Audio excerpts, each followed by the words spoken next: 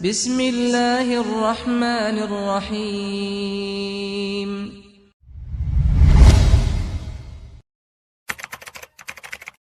Bismillahirrahmanirrahim. Assalamualaikum warahmatullahi wabarakatuh. Waalaikumsalam warahmatullahi wabarakatuh.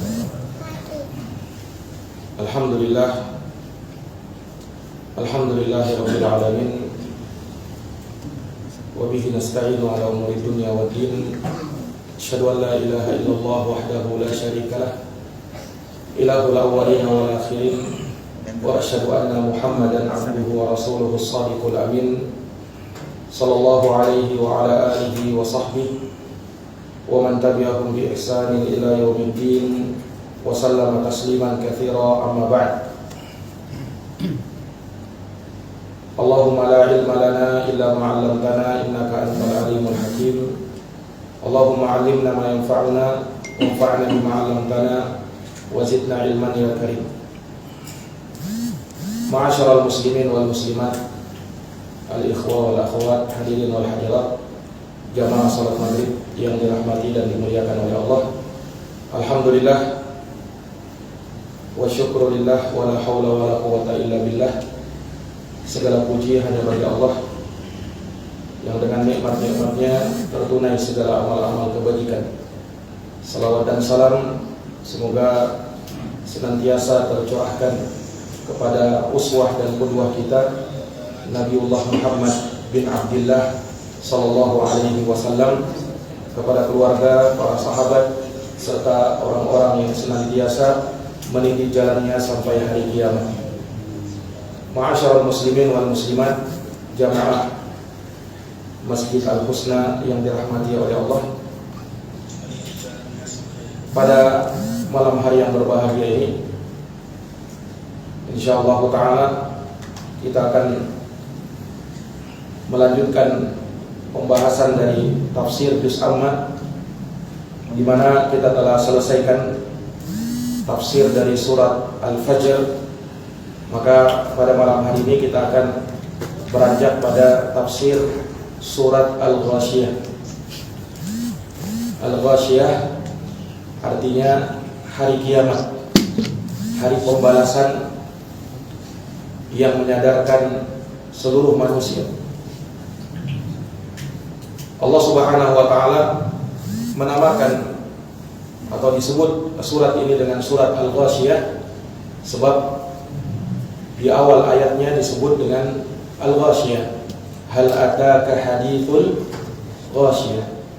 Maka dinamakanlah surat yang agung ini dengan surat Al-Ghasyiyah. Dan surat ini tergolong dari surat Makkiyah, yaitu surat yang diturunkan oleh Allah Subhanahu wa taala sebelum Nabi kita Muhammad sallallahu alaihi wasallam diperintahkan berhijrah ke Madinah. Masih fase Makkah tatkala itu. Surat ini diturunkan oleh Allah Subhanahu wa taala. Dan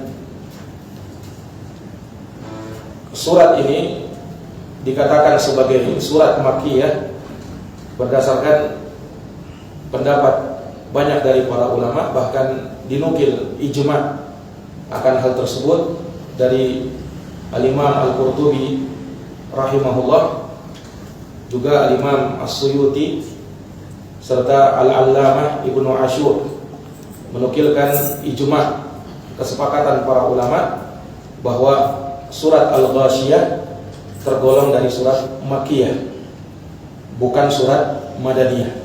Surat Makkiyah surat yang diturunkan sebelum Nabi berhijrah, sementara surat Madaniyah ini surat yang diturunkan setelah Nabi kita Muhammad sallallahu alaihi wasallam berhijrah ke Madinah.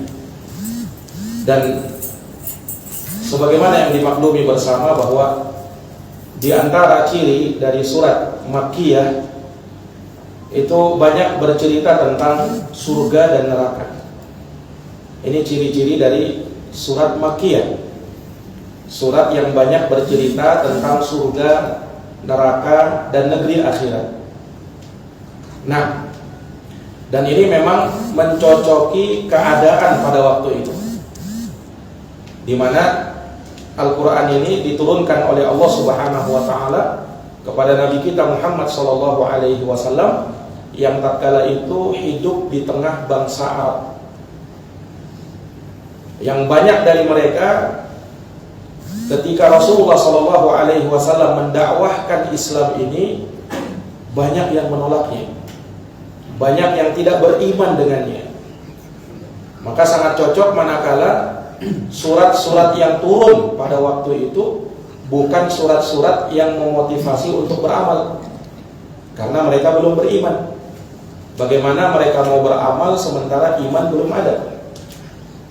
Nah, maka di awal-awal dakwahnya Rasulullah SAW di fase Makkah itu banyak ayat-ayat bercerita tentang surga dan neraka untuk memantapkan pondasi keimanan manusia, untuk memantapkan pondasi keimanan manusia.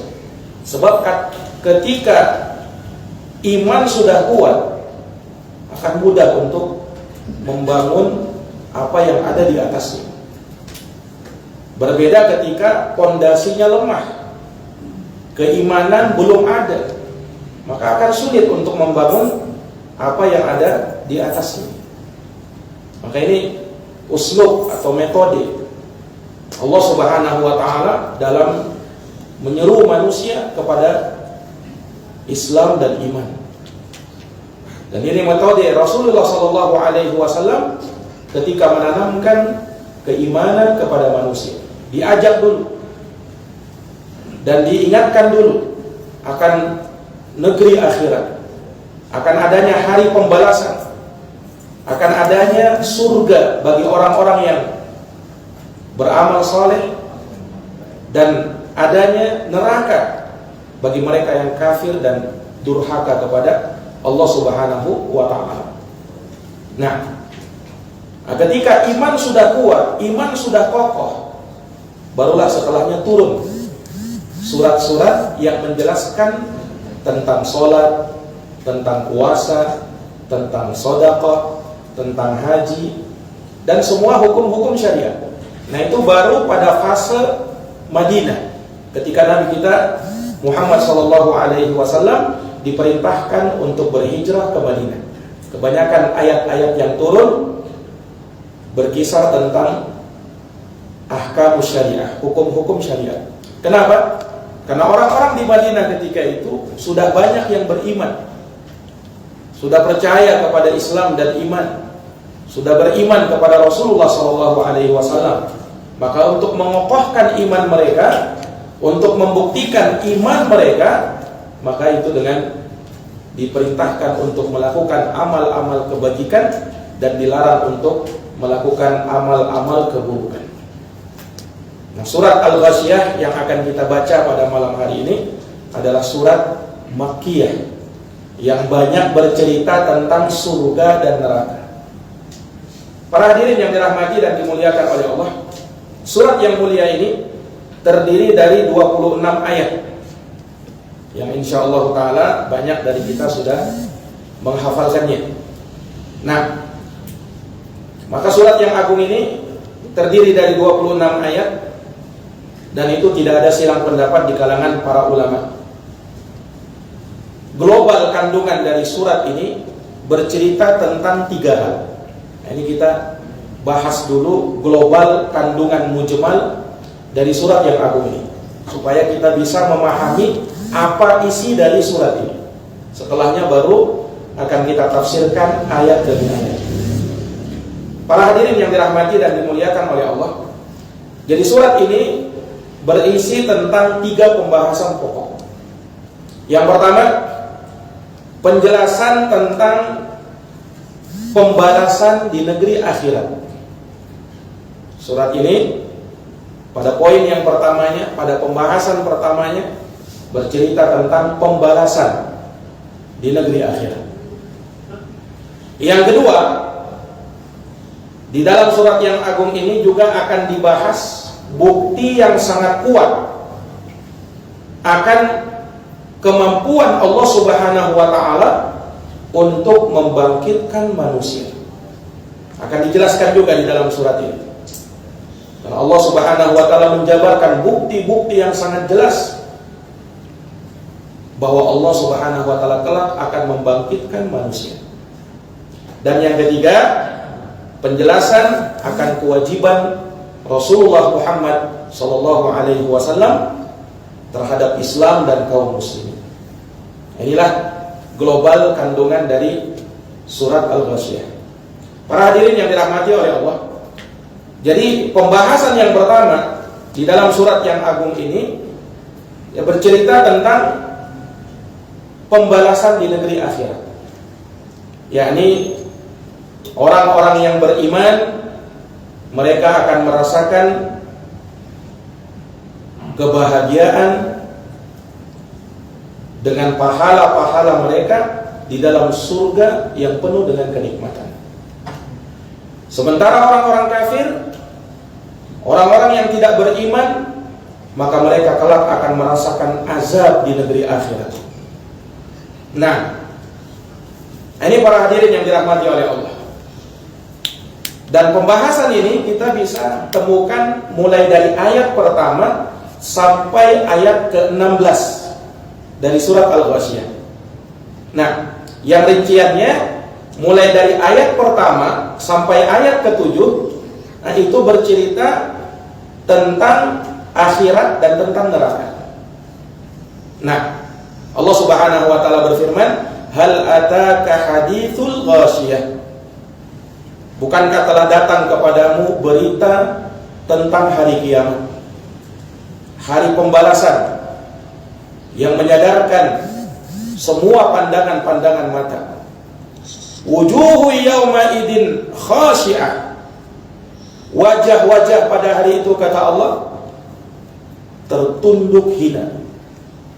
Wajah-wajah pada hari itu, kata Allah, pucat pasi, tertunduk lesu. Kenapa begitu? Amilatun nasibah. Mereka beramal dan capek dalam amalannya itu. Letih dan lelah mereka rasakan dengan amalannya. Tapi ternyata apa? Tasla naran hamiyah. Tapi ternyata mereka masuk ke dalam neraka yang sangat panas. Kenapa bisa begitu? Nanti akan kita jelaskan bahwa mereka beramal tetapi tidak mengharapkan negeri akhirat. Mereka beramal tetapi jauh dari tuntunan agama, sehingga amalannya sia-sia. Kemudian lihat balasannya, tusqa min ainin aniyah. Kelak mereka akan diberikan minum dengan air yang mendidih. Laisa lahum ta'amun illa min dhari'.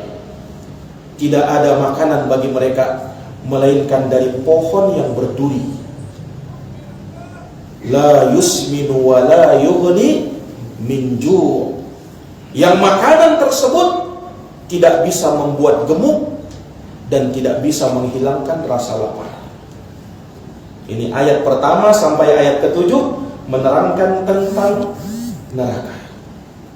Nah, sementara pada ayat yang ke-8 sampai ayat ke-16 ini berbicara tentang surga. Ini para jamaah sekalian yang dirahmati oleh Allah. Perhatikan mulai dari ayat yang ke-8. Wujuhu yawma idin na'imah. Wajah-wajah pada hari itu merasakan kenikmatan sehingga mereka pun nampak terlihat berseri-seri wajahnya. Lisa'yiha radiyah. Karena usaha mereka, amalan mereka diridhoi oleh Allah. Maka balasannya fi jannatin 'aliyah. Mereka berada di dalam surga yang tinggi. La tasma'u fiha laghiyah. Di dalam surga itu kau tidak akan mendengar perkataan yang sia-sia. Fiha ainun jariyah. Di dalamnya terdapat mata air yang mengalir. Fiha sururum marfu'ah. Di dalam surga itu terdapat dipan-dipan yang ditinggikan. Wa aqwabum mawdu'ah. Dan gelas-gelas yang telah diletakkan wa namariku masfufa, dan bantal-bantal yang telah tersusun rapi, wa zarabiyu mabthutha. Kemudian di dalamnya ada permadani-permadani, ya, ada permadani-permadani yang dihamparkan. Lihat, ini mulai dari ayat yang ke-8 sampai ayat yang ke-16 berbicara tentang surga Allah Subhanahu wa ta'ala. Ini para jamaah. Jadi pembahasan pertama di dalam surat Al-Ghasyiyah bercerita tentang pembalasan di negeri akhirat. Bagi orang yang beriman, surga baginya, sementara bagi mereka yang tak beriman, neraka yang menyala-nyala baginya.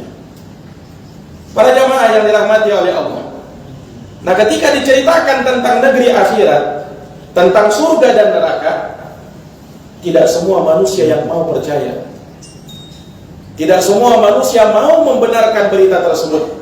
Ada yang mau terima, ada yang tidak mau terima. Ada yang percaya, ada yang tidak percaya. Maka dijelaskan pada ayat-ayat berikutnya. Nah, ini poin yang kedua, pembahasan kedua di dalam surat Al-Ghasyiyah, yaitu penjelasan akan bukti yang sangat kuat kemampuan Allah Subhanahu wa ta'ala kelak membangkitkan manusia. Nah, ini Allah Subhanahu wa ta'ala jelaskan mulai dari ayat ke-17 sampai ayat yang ke-20. Mulai dari ayat 17 sampai ayat 20. Ini bercerita bagaimana kekuasaan Allah Subhanahu wa ta'ala untuk dapat membangkitkan manusia. Karena di sana ada orang yang tak percaya. Bagaimana bisa ketika kita sudah menjadi tulang belulang, kemudian hancur, apakah bisa kita dibangkitkan lagi? Nah, untuk menambah keyakinan itu, untuk menepis semua keraguan itu, Allah Subhanahu wa ta'ala sebutkan mulai dari ayat 17. Allah katakan apa? Afala yanzuruna ilal ibli kaifa khuliqat? Tidakkah mereka melihat bagaimana unta? Allah sebutkan makhluknya dulu yang kecil. Bagaimana unta dia diciptakan? Ini makhluk ajaib. Dan nanti ketika membahas ayat ini akan kita terangkan keajaiban-keajaiban makhluk Allah Subhanahu wa ta'ala yang bernama unta ini. Wa ilas samai kaifa rufi'at? Kemudian tidakkah mereka melihat kepada langit bagaimana dia ditinggikan oleh Allah? Wa ilal jibali kaifa nusibat? Kemudian kepada gunung-gunung, bagaimana gunung itu betul-betul ditancapkan oleh Allah Subhanahu wa ta'ala. Kemudian makhluk yang keempat, yang terakhir, wa ilal ardi kaifa sutihat? Dan kepada bumi, bagaimana dia dihamparkan oleh Allah Subhanahu wa ta'ala. Allah sebutkan 4 makhluknya, onta, kemudian langit, kemudian gunung, kemudian bumi. Ini makhluk-makhluk yang ajaib akan kita terangkan insyaallah ta'ala pada pembahasan ayat yang mulia ini. Ini para jamaah yang dirahmati dan dimuliakan oleh Allah.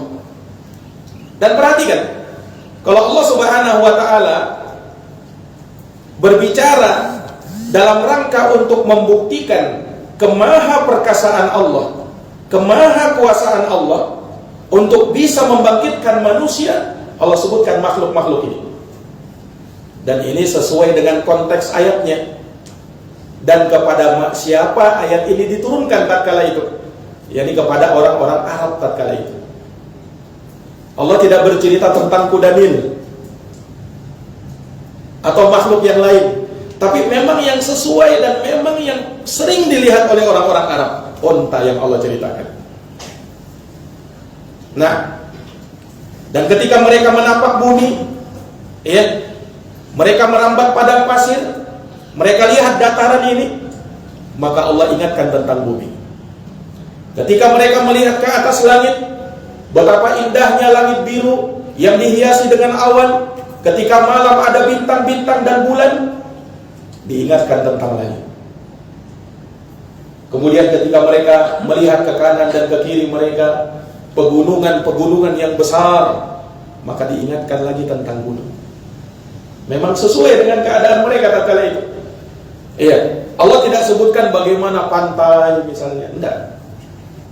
Karena orang Arab ketika itu tidak melihat pantai. Tidak disebutkan tentang bunga-bunga. Oh, Sangat jauh mereka hidup di tengah padang pasir yang tandus. Ya kan? Ini para jamaah sekalian yang dirahmati oleh Allah. Tapi makhluk-makhluk ini sudah cukup menunjukkan akan keluar biasaan Allah dan kemahamampuan Allah Subhanahu wa taala untuk bisa membangkitkan manusia. Bagaimana itu? Nanti akan kita jelaskan. Para jamaah yang dirahmati dan dimuliakan oleh Allah Subhanahu wa taala. Nah, ketika Allah Subhanahu wa taala menjadikan makhluk-makhluk ini yang asalnya tidak ada, kemudian menjadi ada, ya kan? Onta ini asalnya tidak ada. Langit ini, bumi ini, gunung-gunung itu asalnya tidak ada, kemudian menjadi ada. Kemudian menjadi ada. Yang asalnya tidak ada menjadi ada. Bukankah ketika Allah mampu untuk mengadakan sesuatu yang asalnya tidak ada kemudian menjadi ada, tentu Allah lebih mampu untuk mengadakan manusia yang sudah ada kemudian menjadi ada. Sekalipun mereka sudah menjadi tulang belulang, sekalipun mereka sudah menjadi abu, yang tidak ada saja Allah mampu, apalagi yang sudah ada. Ini kalau kita bermain logika, Pak. Nah, manusia kan diciptakan oleh Allah Subhanahu wa taala sebelumnya tidak ada. Allah Subhanahu wa taala jelaskan dalam surat Al-Insan, hal ata 'alal insani hinun minad dahri lam yakun syai'an madhkura. Belumkah datang kepada manusia suatu waktu dari masa yang mereka dulunya bukan dari sesuatu yang bisa disebut. Maksudnya manusia ini sebelumnya belum ada, kemudian Allah adakan. Manusia sebelumnya tidak ada, kemudian Allah adakan. Ya kan? Nah, kok bisa ada orang berpikir ketika manusia menjadi tulang belulang kemudian Allah tidak mampu membangkitkannya? Yang tidak ada saja Allah mampu adakan, apalagi yang sudah ada. Logikanya begitu. Apalagi yang sudah ada. Walaupun dia sudah mati menjadi tulang belulang, tentu Allah Maha mampu untuk membangkitkan mereka. Ini para jamaah sekalian yang dirahmati oleh Allah Subhanahu wa taala. Nah, tak usah manusia, makhluk Allah Subhanahu wa taala yang lebih besar daripada manusia, Allah Subhanahu wa taala mampu ciptakan. Allah Subhanahu wa taala mampu adakan, apalagi cuma manusia yang kecil. Ini para jamaah yang dirahmati oleh Allah. Sehingga kita bisa tetapkan Allah Subhanahu wa taala kelak akan membangkitkan manusia dengan akal pikiran semata, belum pakai dalil. Apalagi kalau kita pakai dalil. Ini para jamaah yang dirahmati dan dimuliakan oleh Allah Subhanahu wa taala. Iya. Nah, kemudian pada pembahasan yang ketiga, ya, surat Al-Ghasyiyah akan bercerita tentang penjelasan kewajiban Rasulullah sallallahu alaihi wasallam dalam menyampaikan agama Allah. Nah, dan ini kita bisa baca mulai dari ayat ke-21 sampai ayat yang terakhir, ayat ke-26. Allah ingatkan nabinya, "Fadzakir innama anta mudzakir." Maka berikanlah peringatan wahai Muhammad, sesungguhnya engkau hanyalah memberi peringatan. Lasta alaihim bimusaitir. Engkau tidak bisa memaksa manusia. Kau hanya sekedar menyampaikan. Illa man tawalla wa kafar. Kecuali orang yang berpaling dan dia ingkar kepada Allah. Fayu'adzibuhu Allahul adzabal akbar. Maka kelak Allah akan mengadabnya dengan azab yang paling besar. Kemudian Allah tegaskan, inna ilaina iyabahum, sesungguhnya kepada kamilah kalian atau mereka akan dikembalikan, thumma inna alaina hisabahum, kemudian kepada atas kamilah hisab dan perhitungan amal-amal mereka. Ini para jamaah yang dirahmati dan dimuliakan oleh Allah. Inilah kandungan global dari surat Al-Ghasyiyah. Hal ataka hadithul Ghasyiyah. Para jamaah yang dirahmati dan dimuliakan oleh Allah Subhanahu wa taala. Surat yang mulia ini merupakan salah satu surat yang dianjurkan oleh Nabi kita Muhammad sallallahu alaihi wasallam untuk dibaca terutama pada salat Jumat dan pada salat Id. Ini ada riwayat, ada hadis yang menjelaskan bahwa Nabi SAW sering membaca surat Al-Ghasyiyah pada sholat Jumat dan pada sholat Id. Sebagaimana keterangan dari sahabat An-Nu'man ibnu Bashir radhiyallahu taala anhu, bahwa beliau pernah ditanya, bima kana Nabi sallallahu alaihi wasallam yaqra'u fil Jum'ah. Nabi sallallahu alaihi wasallam itu beliau biasa membaca surat apa wahai Nu'man pada sholat Jumat? Ditanya Nu'man bin Bashir radhiyallahu anhu. Faqala, maka beliau berkata, hal ataka hadithul Ghasyiyah. Yang biasa dibaca oleh Nabi pada hari Jumat adalah surat hal ataka hadithul Ghasyiyah. Ini para jamaah yang dirahmati oleh Allah. Nah, bahkan dalam riwayat lain Nabi SAW juga membaca surat yang agung ini, surat Al-Ghasyiyah, dalam sholat Idain, yaitu sholat Idul Fitri dan sholat Idul Adha. Nabi baca surat ini tepatnya pada rakaat yang kedua. Kadang Nabi baca rakaat pertama surat Al-A'la, rakaat kedua surat Al-Ghasyiyah. Terkadang Nabi baca rakaat pertama surat Al-Jumu'ah di sholat Jumat atau sholat Id, dan rakaat yang kedua Nabi baca surat Al-Ghasyiyah. Ini para jamaah yang dirahmati dan dimuliakan oleh Allah. Juga bersumber dari sahabat An-Nu'man ibnu Bashir radhiyallahu taala anhu, beliau mengatakan, kana Rasulullah sallallahu alaihi wasallam yaqra'u fil idaini wa fil jumu'ah bisabbih isma rabbikal a'la wa hal ataka hadithul Ghasyiyah. Adalah kebiasaan Rasulullah sallallahu alaihi wasallam, beliau sering membaca di dalam sholat Id dan sholat Jumat, rakaat pertama Sabbihisma Rabbikal A'la, surat Al-A'la, dan rakaat yang kedua Hal Ataka Hadithul Ghasyiyah, yaitu surat Al-Ghasyiyah. Ini para jamaah yang dirahmati oleh Allah. Kira-kira apa rahasianya?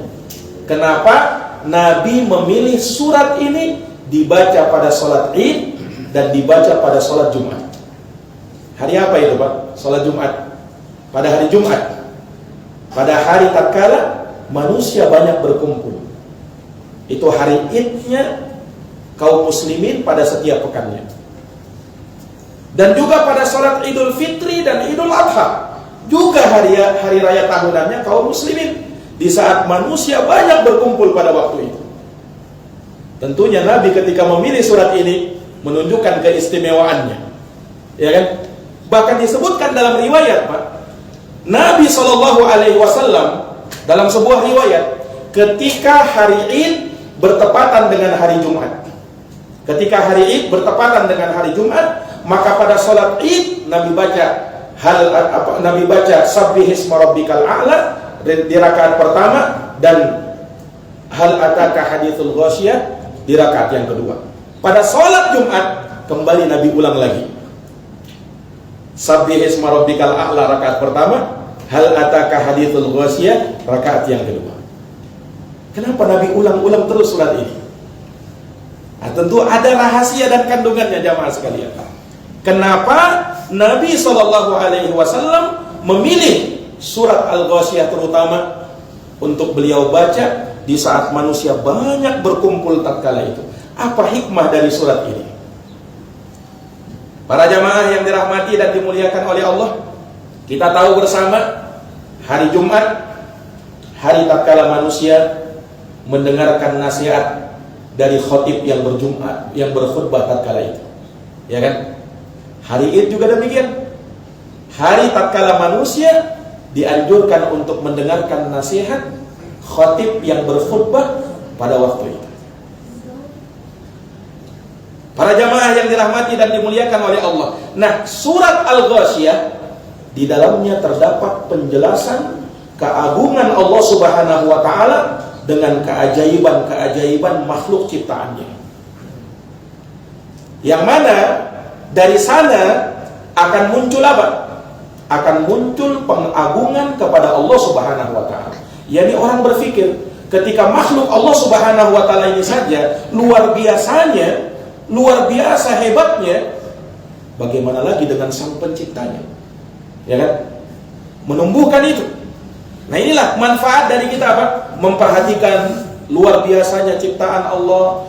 Kita memperhatikan makhluk-makhluk Allah Subhanahu wa taala yang ajaib. Dari sana akan muncul pengagungan kepada Allah Subhanahu wa taala. Nah, setelah kita mengagungkan Allah, setelah kita mengagungkan dan membesarkan Allah, para jamaah sekalian, di sanalah akan muncul motivasi untuk bisa beramal. Ya kan? Seseorang tidak mungkin bisa mengagungkan Allah kalau dia mengaku mengagungkan Allah sementara dia tidak beramal, sementara dia tidak menyembah Allah, sementara dia tidak beribadah kepada Allah. Ini dusta pengagungannya kepada Allah. Ya kan? Maka surat ini menunjukkan surat yang di dalamnya terdapat sebesar-besar nasihat bagi manusia, andaikan mereka mau mentadabburinya. Andaikan mereka mau mentadabburinya. Para jamaah yang dirahmati oleh Allah, sedikit kita singgung tentang ciptaan Allah Subhanahu wa taala ini. Sudah sering mungkin kita singgung tentang langit, tentang bumi, onta. Kenapa Allah Subhanahu wa taala singgung onta ini? Nah, kalau kita lihat kan dalam ayat-ayat ini, ya, dalam surat Al-Ghasyiyah ini, ketika Allah Subhanahu wa taala ya sebutkan tentang neraka, kemudian tentang surga, tiba-tiba muncul onta. Ada apa dengan onta ini? Allah Subhanahu wa taala ingin ajak manusia berpikir bahwa onta ini salah satu hewan yang ajaib. Bagaimana ajaibnya onta ini? Dialah makhluk Allah Subhanahu wa taala yang mampu bertahan ya sampai berbulan-bulan tidak minum, onta tahan. Kenapa, Pak? Onta ini kan punya punuk. Punak-punuknya ini ya kalau ibaratnya seperti apa? Seperti termosnya. Untuk dia bisa menyimpan persediaan minuman di situ. Menyimpan persediaan minuman di situ. Makanya kalau onta itu minum air, itu bisa menghabiskan puluhan liter sekali minum, Pak. Nah, karena memang langsung terserap di punuknya itu. Dia simpan di situ. Makanya onta ketika misalnya menjadi kendaraan orang Arab tatkala itu, yang tempat mereka tandus, padang pasir yang tandus sangat tepat. Ini hewan sangat tahan dengan padang pasir dan tahan untuk tidak minum sampai berbulan-bulan. Ada hewan yang seperti itu? Kalah manusia untuk hal yang seperti ini, ya kan? Manusia, Pak, paling tahan 3 hari tidak minum. Lebih dari 3 hari bisa meninggal manusia kalau tidak minum. Onta 1 bulan, 2 bulan masih tahan dia. Subhanallah, ajaib kan? Ajaib, luar biasa. Ini para jamaah yang dirahmati oleh Allah. Dan nanti kita akan sebutkan lagi bagaimana keajaiban onta ini. Makanya disebut sebagai salah satu makhluk Allah Subhanahu wa taala yang luar biasa. Nah, bagaimana lagi dengan makhluk-makhluk yang lain? Ini para jamaah. Maka kalau kita bisa sadar, kalau kita bisa tahu betapa agungnya, betapa luar biasanya makhluk ini, maka harusnya melahirkan pada diri kita pengagungan kepada Allah Subhanahu wa taala penciptanya. Makhluknya saja hebat begitu, bagaimana penciptanya? Ini para jamaah yang dirahmati dan dimuliakan oleh Allah Subhanahu wa taala. Maka sekali lagi, ketika muncul pengagungan kepada Allah, maka inilah yang menjadi pendorong bagi kita untuk beribadah kepada Allah Subhanahu wa taala. Nah, karena manusia ada yang beriman, ada yang kafir, ada yang Islam, ada yang Islam-Islaman. Nah, ada yang seperti itu. Ada yang semangat beribadah, ya, ada yang malas beribadah. Ada yang disuruh beribadah tanpa ada motivasi, dia langsung beribadah. Tapi ada juga manusia harus dimotivasi dulu, baru dia mau beribadah, baru dia mau sholat, baru dia mau ingat, baru dia mau beramal. Ada manusia begitu. Nah, sehingga Allah Subhanahu wa taala pun harus ingatkan motivasi seperti ini supaya adanya orang-orang yang malas beribadah bisa tegak beribadah kepada Allah. Ayo agungkan Allah, ayo besarkan Allah dengan kalian beribadah kepada Allah Subhanahu wa ta'ala. Kemudian jamaah sekalian, tidak cukup manusia ini dimotivasi dengan adanya apa? Pengagungan mereka kepada Allah. Perlu mendapat motivasi yang lain. Apa itu? Maka Allah ceritakan di dalam surat Al-Ghasyiyah ini, tentang surga dan neraka. Nah, surga dan neraka ini diantara motivasi yang terbaik untuk membuat manusia mau beramal. Ya kan? Untuk membuat manusia mau beramal. Makanya Nabi SAW sering kali menggandengkan keimanan kepada negeri akhirat dengan amalan. Artinya apa? Supaya manusia diingatkan, kalau kalian beramal, amalan kalian itu tidak sia-sia. Kalian lelah, kalian letih, habis usaha kalian, habis harta kalian di jalan Allah Subhanahu wa ta'ala, semua itu tidak akan sia-sia. Allah akan balas, dan pembalasan Allah Subhanahu wa ta'ala jauh lebih baik. Diingatkan dengan negeri akhirat. Ini motivasi. Mengapa kita sholat pada hari ini? Mengapa kita menanti datangnya bulan Ramadan nanti?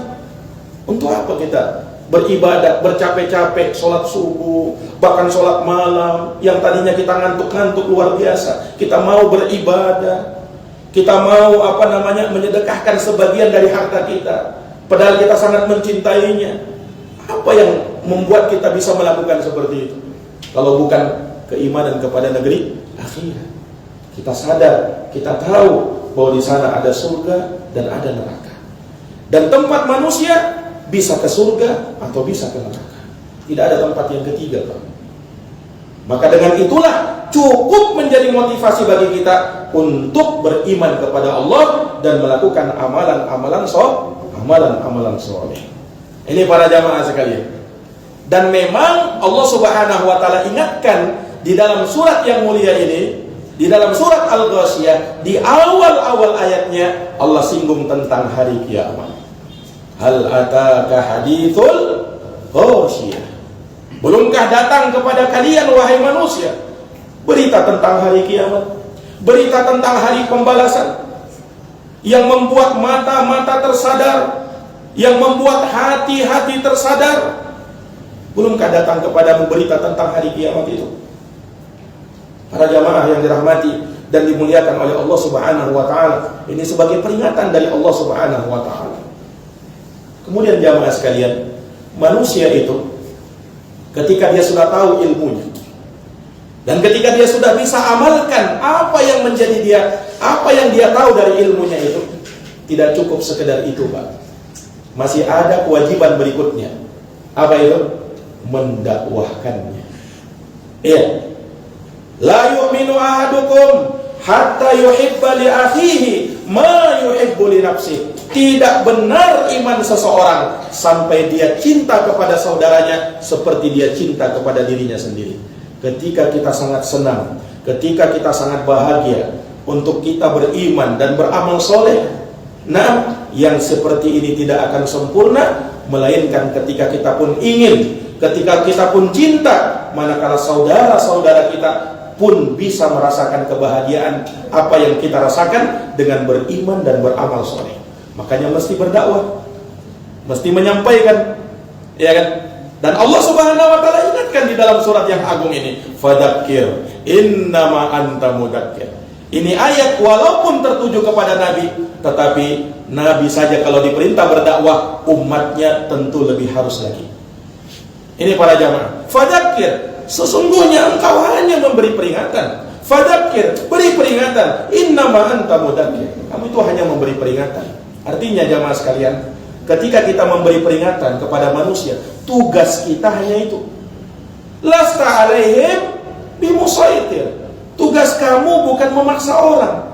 Artinya ketika kita dakwahi manusia, kita ingatkan manusia supaya sholat, kita ingatkan manusia supaya datang ke masjid, kita sampaikan dakwah itu. Ada yang terima, alhamdulillah. Ada yang tidak mau terima, itu urusan dia, bukan lagi menjadi urusan kita. La ikraha fid din. Di dalam agama ini tidak ada paksaan. Yang mau terima alhamdulillah, yang tidak mau terima semoga mendapatkan hidayah di kelak hari. Ini para jamaah yang dirahmati dan dimuliakan oleh Allah Subhanahu wa ta'ala. Nah, para jamaah yang dirahmati oleh Allah, surat yang agung ini, manakala kita dalami ayat demi ayatnya, luar biasa. Apalagi seperti yang tadi kita sebutkan, ini surat sering dibaca pada hari Jumat dan dianjurkan untuk dibaca pada hari Jumat. Surat Al-Ghasyiyah, ya kan? Nah, agar kita bisa lebih khusyuk di dalam ibadah kita, lebih khusyuk dalam sholat kita, tatkala imam membaca surat ini, kemudian hadir makna-makna yang sudah kita tahu, maka akan semakin luar biasa tumbuh di dalam hati kita dan akan semakin mengingatkan kita, tentunya akan membuahkan amal-amal soleh yang akan semakin meningkatkan iman dan ketakwaan kita. Maka para jamaah sekalian, insyaallah ta'ala di pertemuan yang akan datang, kita akan baca ayat demi ayat, kita akan tafsirkan ayat demi ayat dari surat yang agung ini. Kita tadabburi maknanya, kita renungkan maknanya, kita ambil hikmah dan pelajaran di dalamnya. Semoga bisa berguna, semoga bisa bermanfaat bagi kita di dalam kehidupan kita, terutama di dalam menambah iman dan ketakwaan kita kepada Allah Subhanahu wa ta'ala. Mungkin demikian yang bisa kami sampaikan. Jazakumullahu khairan atas perhatiannya. Mohon maaf atas segala kekurangannya. Hadanallahu wa iyyakum ajma'in. Subhanakallahumma wa bihamdika asyhadu an la ilaha illa anta astaghfiruka wa atubu ilaik. Subhana rabbika rabbil izzati amma yasifun wa salamun alal mursalin walhamdulillahi rabbil alamin. Wassalamu alaikum warahmatullahi wabarakatuh.